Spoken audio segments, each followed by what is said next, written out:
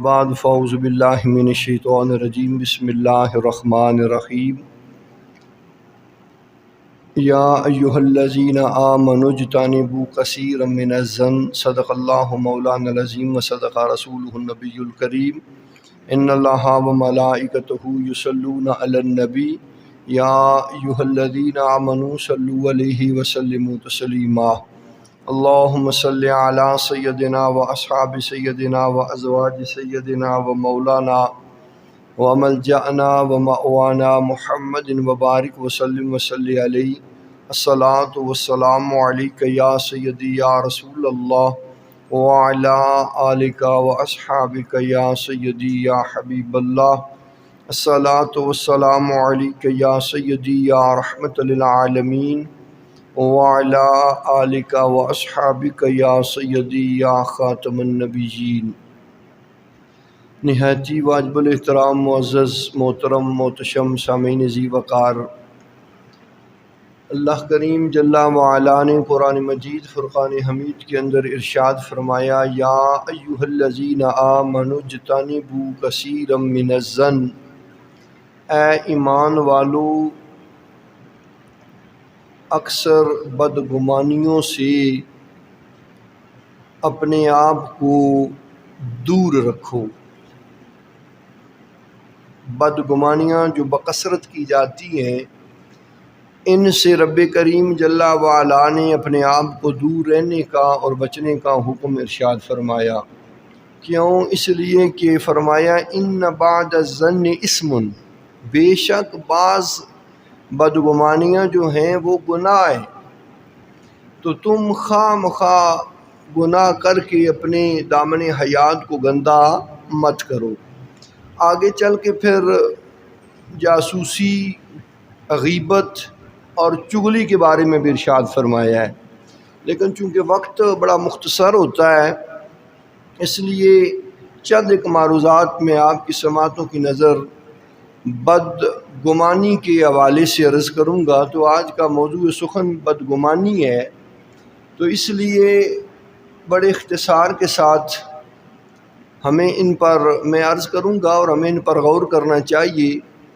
پیارے صاحبو، یہ غیبت، یہ چغلی، جاسوسی، یہ بدگمانی آج کے دور میں ہمارے معاشرے اور ماحول کا ایک بڑا ہی خطرناک ناسور بن چکا ہے۔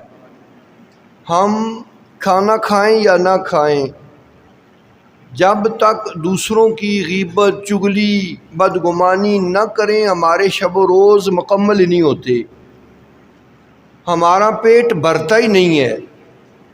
جب تک ہم ان بری خصلتوں کے ساتھ اپنی صبح کا آغاز اور شام کا اختتام نہ کریں، خواہ مخواہ ہم اپنی نیکیوں کو غارت کرتے ہیں اور ان جرائم سے منہ کالا کرتے رہتے ہیں اور اپنے دامن حیات کو نیکیوں کی بجائے گناہوں سے بھرتے رہتے ہیں، اور اللہ کریم جل وعلا کی نافرمانیاں کر کے اپنے آپ کو اس کا مجرم بناتے رہتے ہیں۔ تو اس واسطے ضرورت اس امر کی ہے کہ ان جرائم سے، ان قبیحات سے اپنے آپ کو بچانے کی از حد کوشش کی جائے اور ایسی مجالس سے اپنے آپ کو دور رکھا جائے جہاں پر اس طرح کی باتیں اور اس طرح کے ماحول ہوتے ہیں۔ یاد رکھیں، آج اگر کسی انسان کا گھر یا اس کا خاندان یا اس کی فیملی ہماری مجالس میں ہمارا موضوع سخن ہے تو وہ وقت دور نہیں جب کل لوگوں کی مجالس میں ہم اور ہماری فیملی اور خاندان بھی موضوع باس بنا ہوا ہوگا۔ آج ہم اگر کسی کی عزت کے حوالے سے بات کر رہے ہیں تو کل ہماری عزت بھی اچھالی جائے گی، یہ مقافاتی عمل ہے۔ تو جب دور رہیں گے تو اللہ کریم جل وعلا بھی ہماری عزتوں کو محفوظ فرمائے گا۔ سنی انسنی کر دیں، جو ضرورت ہو اس پر تو ٹھیک ہے، باقی ہمارا یہ موضوع اور یہ ہمارا مشغلہ نہیں ہونا چاہیے جو آج کے دور میں بنا ہوا ہے، اور ہم اپنی دانستہ نہ دانستہ اعتبار سے نیکیوں کو برباد کر رہے ہوتے ہیں۔ تو تو پیارے صاحب وہ حضرت امام اعظم ابو حنیفہ علیہ رحمہ کو پتہ چلا کہ بندہ میری غیبت کرتا ہے، آپ نے ایک تھال کے اندر تحفے رکھ کر اس کو بھجوائے، اس کی طرف تحفہ بھجوایا اور فرمایا کہ اسے جا کے کہنا کہ یہ میں نے اس کی طرف تحفہ بھیجا ہے کہ وہ مجھے شب و روز تحفے دیتا ہے تو میرا بھی تو حق بنتا ہے نا اس کو تحفہ دوں۔ جب وہ خادم لے کر گیا اس نے کہا جناب یہ حضرت نے بھیجا ہے تحفہ قبول کر، تو اس نے کہا جی کس وجہ سے؟ وہ کہتے ہیں جی کہ تو مجھے تحفے دیتا ہے تو میرا بھی حق بنتا ہے۔ اس نے کہا میں نے تو کچھ نہیں دیا۔ تو اس نے آگے سے کہا کہ حضرت فرما رہے ہیں تو شب و روز میری غیبت کرتا ہے، تیری جتنی نیکیاں وہ میرے کھاتے میں آ رہی ہیں، تو وہ میرے لیے تحفہ ہے نا، اس لیے میں نے بھی کہا کہ تجھے بھی تحفہ بیچ دوں۔ یہ ہماری نیکیاں ٹرانسفر ہو جاتی ہیں۔ جس کی ہم غیبت کرتے ہیں، جس کی عزت کو اچھالنے کی کوشش کرتے ہیں، جس کو رسوا کرنے کے چکر میں در پہ رہتے ہیں، تو اس واسطے پیارے صاحبوں ان خرافات سے اپنے آپ کو بچانا اور دور رکھنا یہ ہماری اولین ذمہ داری ہے۔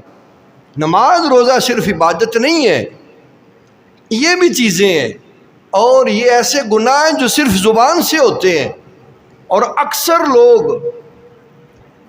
اکثریت لوگ جو جہنم میں جائیں گے وہ صرف زبان کی وجہ سے جائیں گے، کیونکہ 100 میں سے 80% گناہ جو ہے وہ صرف زبان سے ہوتے ہیں۔ تو زبان سے گناہ جو کیے جاتے ہیں ان کی تکلیف بھی بڑی ہوتی ہے، تو اس لیے اپنے آپ کو بچانا چاہیے، اور یہ اخلاق حسنہ میں سے بھی نہیں ہے۔ آقا علیہ الصلوۃ والسلام نے فرمایا کہ بندہ مومن کا میزان کے اندر جو سب سے وزنی عمل ہوگا وہ اس کے اخلاق حسنہ ہے۔ تو اللہ کریم جل وعلا بے حیا اور بد زبان بندے سے نفرت فرماتا ہے۔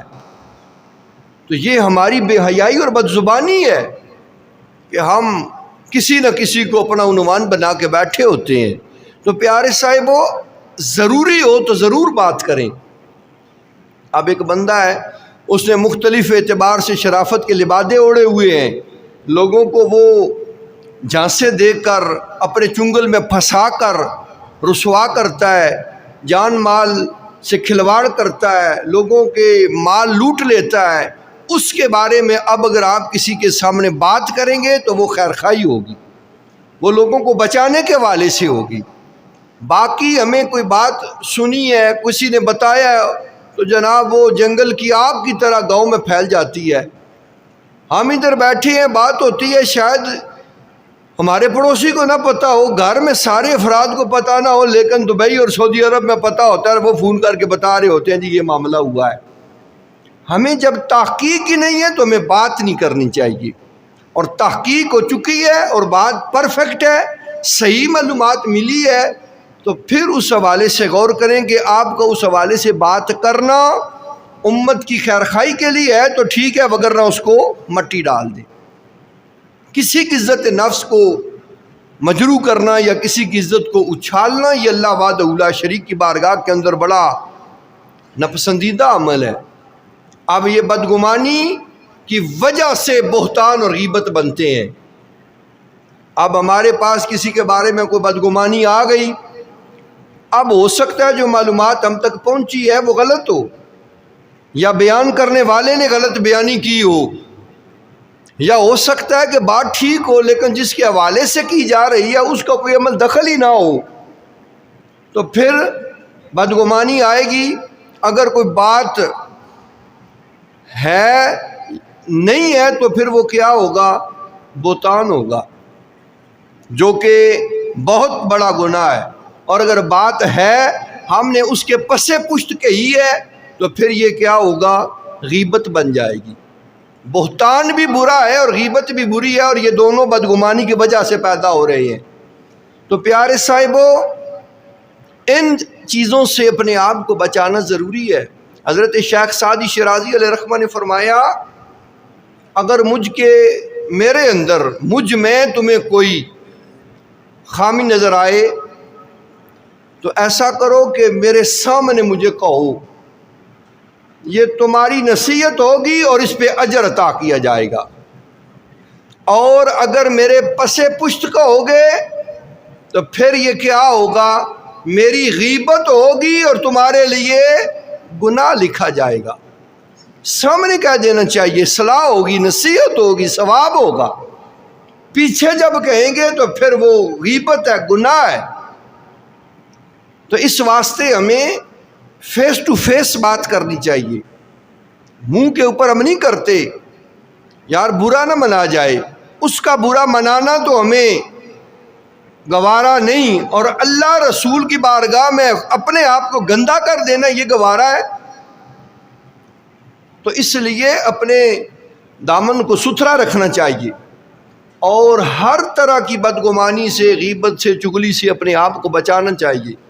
جو جتنا ضروری ہو بس اتنا کرنا چاہیے، اور ان چیزوں سے اپنے آپ کو بچانا یہ ہمارے لیے از حد لازم اور ضروری ہے۔ ہمیں اپنی زبان کو لگام دینا چاہیے، شریعت کی جو حدود و قیود ہیں اس کے اندر رہ کے بات کرنی چاہیے۔ جناب عیسیٰ روح اللہ علیہ السلام آپ ساتھیوں کے ساتھ جا رہے تھے، رستے میں ایک مرا ہوا کتا پڑا تھا۔ کتا ہو، مرا ہوا ہو، ٹائم سے مرا ہو تو ظاہر سی بات ہے کوئی بھی چیز جاندار مر جاتی ہے تو بدبودار ہوتی ہے، تو بدبو تھی اس کی۔ تو جو آپ کے ساتھی تھے، جو آپ کے ہم سفر تھے، انہوں نے کہا کہ کس قدر بدبودار ہے۔ تو جناب عیسیٰ علیہ السلام نے فرمایا غور تو کرو نا، دیکھو تو صحیح اس کے دانت کتنے چمکدار ہیں، اور دانت کتنے چمکدار ہیں۔ کیا مطلب ہے اس بات کا؟ جب سب کو بدبو آ رہی تھی تو جناب عیسیٰ کو نہیں آئی؟ سارے کہہ رہے ہیں بدبودار ہے، تو انہوں نے کیوں کہا کہ اس کے دانت چمکدار ہیں؟ مطلب کیا تھا؟ جناب عیسیٰ اس طرف رہنمائی فرما رہے تھے، ہر چیز سے ہمیشہ خیر کا پہلو نکالنے کی کوشش کیا کرو، ہر شے میں خیر ڈھونڈا کرو۔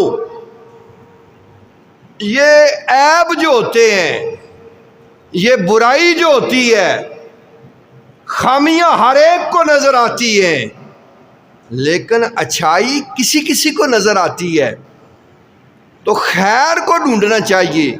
پھر آپ کے پاس سے خنزیر گزرا تو جناب عیسیٰ کیا کہتے ہیں؟ اور سلامتی کے ساتھ جا۔ پھر ساتھیوں نے کہا حضور آپ اس منحوس کو دعا دے رہے ہیں؟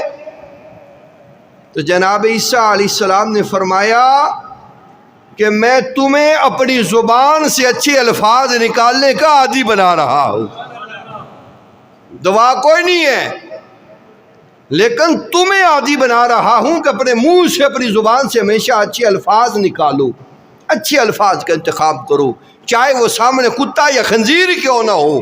تو پیارے صاحبو، پھر حضرت انسان کا کتنا مقام اور مرتبہ ہے۔ اگر ہم نے کسی کا خواہ مخواہ میں دل دکھا دیا، کسی شریف النفس انسان کی ہم نے مذاق میں یا انجانے میں ہی تذلیل کروا دی، غلط معلومات پہ اس کی عزت کو اچھال دیا، تو کل بارگاہ الوہیت کے اندر جواب کیسے دے پائیں گے؟ کیسے اللہ کریم کی بارگاہ کے اندر سرخرو ہوں گے؟ تو اس لیے ہمیں ان چیزوں سے اپنے آپ کو بچانا چاہیے۔ پھر سب سے بڑی بات، ضروری نہیں ہوتا کہ جو نظر آ رہا ہے وہی حقیقت ہو، حقیقت پوشیدہ بھی ہوتی ہے، کبھی کبھی آنکھوں کا دھوکہ بھی ہوتا ہے، دیکھنے ہم اپنی آنکھوں سے دیکھ رہے ہوتے ہیں پھر بھی ہمیں حقیقت نظر نہیں آ رہی ہوتی۔ حضرت جناب بشر حافی رحمۃ اللہ تعالی علیہ ایک اپنے وقت کے بڑے عظیم بزرگ گزرے ہیں۔ یہ الگ بات ہے کہ پہلے آپ شرابی تھے، گناہوں میں لت پت تھے، اللہ نے مہربانی فرمائی، شراب میں دھت جا رہے تھے، ایک کاغذ پہ دیکھا بسم اللہ شریف لکھی ہوئی ہے، اسے اٹھایا، چوما، بلند مقام پہ رکھا اور کہا کہ اے نام خدا تیرا مقام یہ نہیں یہ ہے۔ بس تقدیر بدل گئی۔ پھر رب کریم جل وعلا نے بھی آپ کو فرش سے اٹھا کے پھر آسمان ولایت کے اوپر بٹھا دیا کہ اب اے بشر حافی پھر تیرا بھی مقام یہ نہیں، اب یہ مقام ہے۔ پیارے صاحبوں اتنا احترام تھا ان کا، وہ برہنہ ننگے پاؤں چلتے تھے ساری زندگی۔ تو جناب بشر حافی جب تک زندہ رہے توبہ کرنے کے بعد جانور رستے میں پیشاب نہیں کیا کرتے تھے، کوئی بھی جانور رستے میں پیشاب نہیں کرتا تھا، گند اور غلاظت نہیں کرتا تھا، کہ بشر حافی ننگے پاؤں چلا کرتے تھے کہیں پیر ان کا غلاظت سے بھر نہ جائے۔ ایک دن کسی نے دیکھا رستے میں غلاظت پڑی تھی، وہ رونے لگا، پوچھنے والے نے کہا کیوں روتے ہو؟ کہنے لگا کہ بشر حافی دنیا سے چلے گئے ہیں۔ اور تجھے کیا پتا؟ اس نے کہا دیکھو یہ پتا ہمیں پتا بتا رہا ہے اس بات کا، آج کسی جانور نے رستے میں غلاظت کر لی، یہ اس بات کی دلیل ہے کہ بشر حافی دنیا سے اٹھ گیا ہے۔ یہ مقام تھا بشر حافی کا، لیکن ایک تاجر آپ سے بغض رکھتا، بدگمانی کا شکار تھا۔ تو کیا ہوا پیارے صاحبوں، جیسے میں نے عرض کیا کہ کبھی کبھار آنکھوں کا دھوکا ہوتا ہے، جو بات ہمیں نظر آ رہی ہے، جو چیز دکھائی جا رہی ہے وہ حقیقت نہیں ہوتی۔ آپ نے نماز جمعہ پڑھائی، فرض پڑھے اور بھاگ نکلے۔ اس نے کہا ذرا میں اس کا تعاقب کروں، دیکھوں تو صحیح یہ کرتا کیا ہے، ہر جمعے بھاگ جاتا ہے۔ چلا گیا پیچھے، جناب مسجد سے نکلے، ایک نان بھائی کی دکان پہ گئے اور نان خریدے، روٹی لی۔ سوچنے لگا بھائی یہ چیز ہے، یہ بابا بڑا درس دیتا ہے ہمیں، اور خود دیکھو اس کے جناب چسکے، یہ تو کھانے کی غرض سے نماز چھوڑ کے آ گیا۔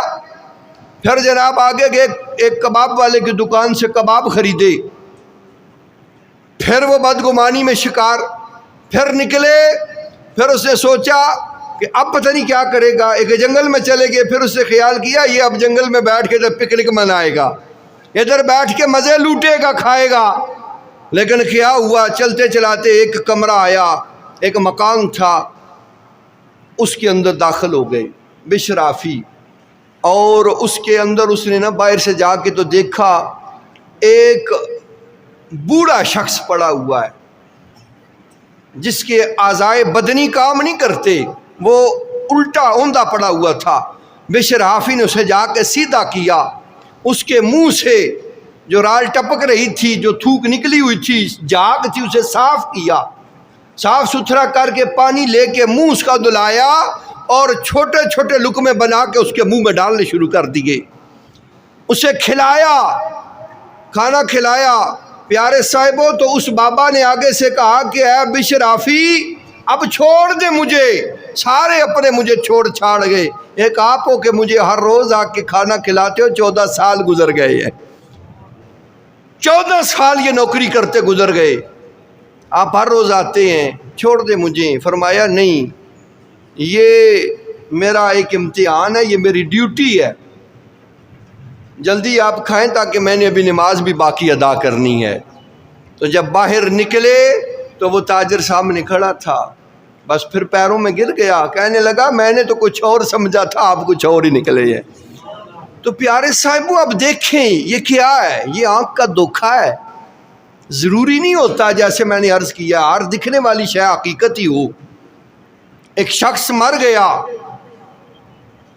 یہ ایک دور کی بات ہے، ایک وقت کے بادشاہ ایک گزرے ہیں جن کا نام تھا سلطان القانونی۔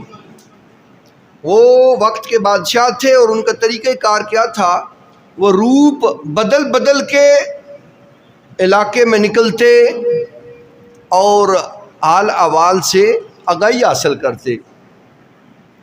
تو پھر رہے تھے، گھوم رہے تھے، ایک مقام پر پہنچے تو ایک لاش دیکھی، ایک بندہ مرا ہوا پڑا ہوا ہے ایک ڈھیر پر۔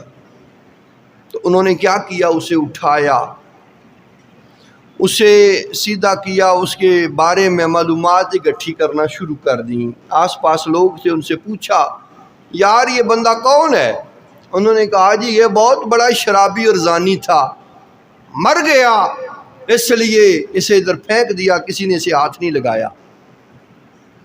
پیارے صاحبوں، آج ہم فوراً فتویٰ لگا دیتے ہیں یہ کافر ہے، یہ منافق ہے، یہ فاسق ہے، یہ گنہگار ہے۔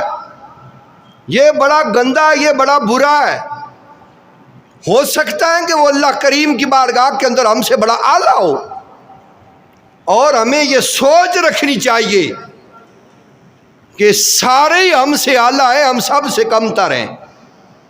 یاد رکھیں، جس دن جس کے ذہن میں جس وقت یہ سوچ آ جائے کہ میں سب سے اعلیٰ ہوں، اس دن اور اس وقت سے اس کا زوال شروع ہو جاتا ہے۔ ہم اعلیٰ نہیں ہیں، اپنے آپ کو کم تر سمجھنا چاہیے، ہر ایک کو اپنے سے افضل اور اعلیٰ سمجھنا چاہیے، ہر ایک کو اپنے سے بہتر سمجھنا چاہیے، ہر ایک کو اپنے سے اچھا جاننا چاہیے، بھلے وہ نماز پڑھتا یا نہیں پڑھتا، بظاہر وہ اچھا کام کرتا یا نہیں کرتا۔ کون ہوتے ہیں ہم کسی پہ فتویٰ لگانے والے؟ ہم تو جناب دوزخ میں بھی گھسیڑ دیتے ہیں، یہ تو پکا ہی دوزخی ہے۔ کیا گارنٹی ہے ہمارے پاس کہ یہ دوزخی ہے اور ہم بڑے صوفی ہیں؟ ہم جناب جنت کے ٹھیکیدار ہیں، یہ اللہ حکم الحاکمین کی اپنی حکمتیں ہیں۔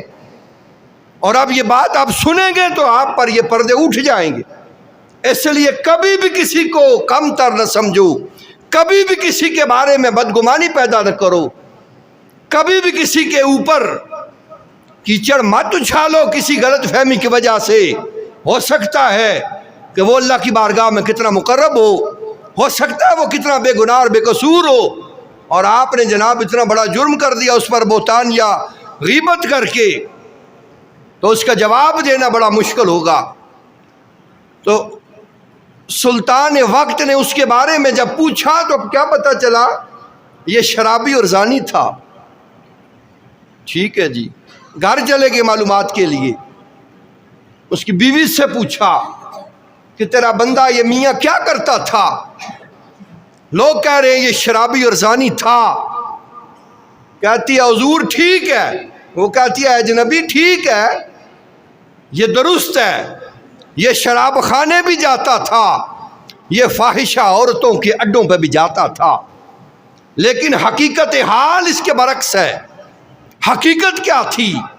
کہتی ہے حقیقت یہ تھی، یہ ہر روز جو کمائی کرتا پیسے لے کر شراب خانے چلا جاتا، جتنا ممکن ہو سکتا شراب خرید لیتا، شراب خرید کے اپنی بغل میں دبا کے گھر آتا تھا، لوگ اسے شراب خانے آتا جاتا دیکھتے، شراب اٹھائے دیکھتے تھے، لیکن اس کا طریقہ کار کیا تھا؟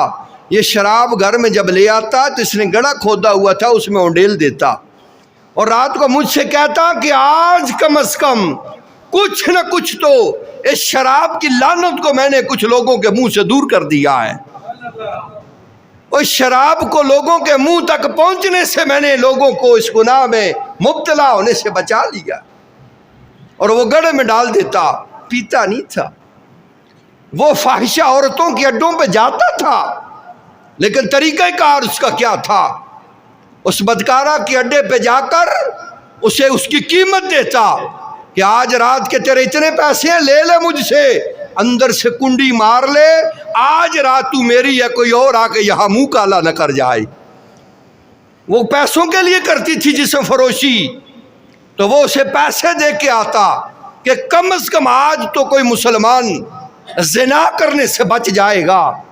یہ عورت بھی اپنا منہ کالا کرنے اور جرائم کی اس اپنی گٹھڑی کو وزندار کرنے سے کم از کم ایک رات آج تو بچ جائے گی، اور یہ گھر آ کے سو جاتا تھا، لیکن اس کا کردار اعلیٰ ہے۔ اور یہ مجھ سے کہا کرتا تھا دیکھنا لوگ مجھے مرنے کے بعد ڈھیر پہ پھینک دیں گے، لیکن وقت کا بادشاہ علماء اور اولیاء میرا جنازہ ادا کریں گے۔ تو پھر سلطان نے کہا بی بی اس نے سچ کہا، تیرا میاں عام انسان نہیں، یہ اللہ کا ایک محبوب بندہ ہے، میں وقت کا سلطان ہوں۔ پھر اس کی تجہیز و تکفین کا اہتمام کیا گیا، اور اس پہ جنازہ پڑھنے والا وقت کا بادشاہ بھی تھا، اور زمانے کے اولیاء بھی تھے، اور زمانے کے علماء بھی شریک تھے۔ تو پیارے صاحبوں، اب غور کریں اس چیز پر، حقیقت کیا تھی اور ظاہر کیا تھا؟ بالکل برعکس ہے، لیکن ضروری نہیں ہوتا کہ ہر کوئی جرائم کی دنیا سے تعلق رکھنے والا جرمدار ہی ہو، اس کی نیکی اس کے کام آئے، اس کی اپنی سوچ اور فکر ہوگی۔ تو اس لیے احباب ذی وقار ایک آخری بات عرض کر دوں، جو جیسے ہم فتوے لگاتے ہیں، بندہ ایک مر گیا، وہ بظاہر شرابی کبابی، ہر عیب ہر علت اس میں پائی جاتی تھی، موت آنی ہے، مر گیا۔ مرنے والے کو دفنانا، کفن وغیرہ، یہ دیگر معاملات جو ہیں یہ کرنا زندگان کی ذمہ داری ہے، چاہے وہ اچھا ہے یا برا ہے، یہ سروکار نہیں ہونا چاہیے۔ اس کا ہمیں خیال نہیں کرنا چاہیے کہ یہ آجی نمازی بڑا تھا اور یہ جناب شرابی کبابی تھا تو جائیں گے نہیں، ہے تو انسان، رب کا بندہ ہے۔ یہ اس کے اور اس کے معاملات ہیں، ہم کون ہوتے ہیں بیچ میں جناب فتویٰ لگانے والے اور ان معاملات کو سلجھانے والے؟ یہ بندے اور مالک کا معاملہ ہے، وہ بخشنہار ہے، بخشنے پہ آئے تو بخش سکتا ہے، اسے کو پوچھنے والا ہے، پکڑنے لگے کسی صوفی کو پکڑ لے کوئی چھڑانے والا ہے۔ تو اس لیے یہ چیزیں نہیں سوچنی چاہیے، اللہ کی رضا کے لیے یہ معاملات کرنے چاہیے۔ مر گیا بندہ، اسی طرح اس کے ساتھ بھی ہوا جناب، اس وقت کے اندر حضرت سفیان ثوری علیہ رحمہ، یہ بھی ایک بڑے کامل بزرگ گزرے ہیں۔ سفیان ثوری کو جنازے کا کہا گیا تو آپ جنازے میں آئے، اور یہ بڑے لطف کی بات ہے، ایک یہاں پہ عرض کر دوں، جب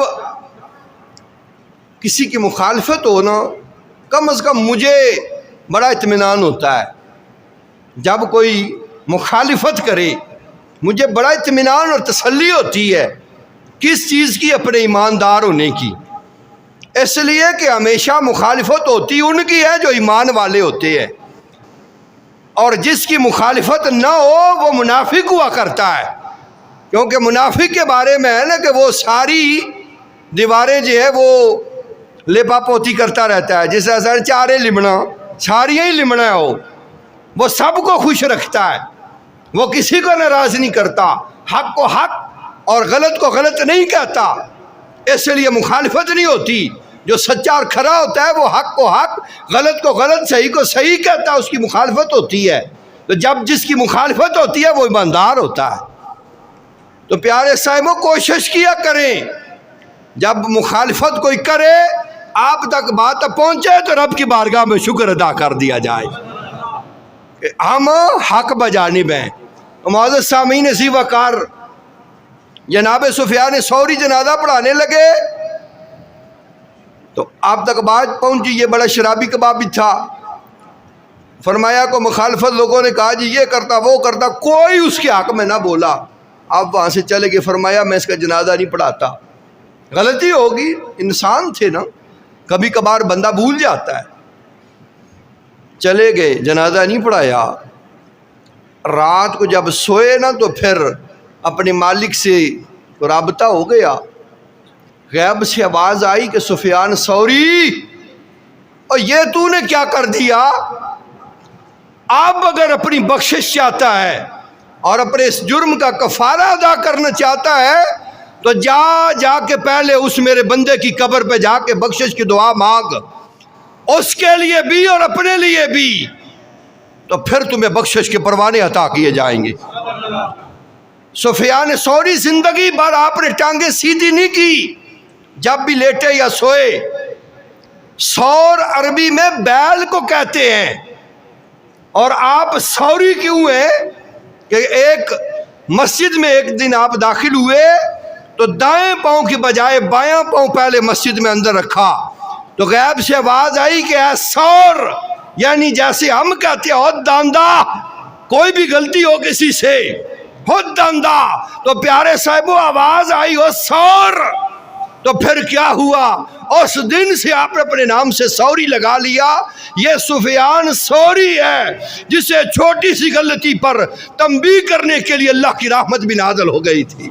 پیارے صاحبوں، یہ سفیان ثوری اس لیول کا بزرگ، کیا آواز آئی کہ اگر بخشش چاہتے ہو اور اپنی اس غلطی کا کفارہ ادا کرنا چاہتے ہو تو اس کی قبر پہ جاؤ، اپنے لیے بھی اس کے لیے بھی معافی مانگو۔ چلے گئے آدھی رات قبر پہ، توبہ کی، معافی مانگی، اس کے گھر چلے گئے، اس کی بیوی کو جگایا، پوچھا بی بی تیرا بندہ کرتا کیا تھا؟ وہ اس نے تو تہلکہ مچا کے رکھ دیا ہے، یہ کیا کیا کرتا تھا؟